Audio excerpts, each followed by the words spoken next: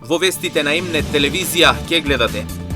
Од денеска започнува враќањето на личните предмети на гостите кои на 16 март биле во дискотеката Пулс во Кочани.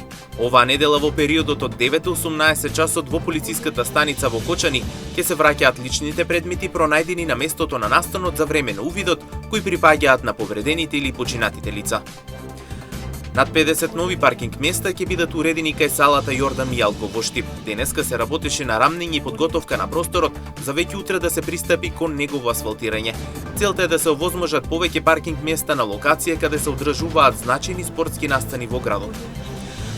Мнозинство население кое живее кај Панаѓурот во Кочани против изградбата на нови згради. Жителите децидники имаат проблем со водоснабдувањето на овој дел од градот.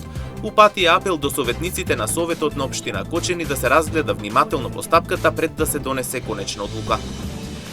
Минималната плата се зголемува за 1667 денари, соопшти министерот за економија и труд Бесар Дурмиши. Тој останува дециден дека ќе се подобрат условите за живот, тврдејќи дека државниот пазарен инспекторат веќе работи и на терен и се бори со цените во маркетите, но и со сивата економија. Со вестите почнуваме веднаш по рекламите. Останете со нас.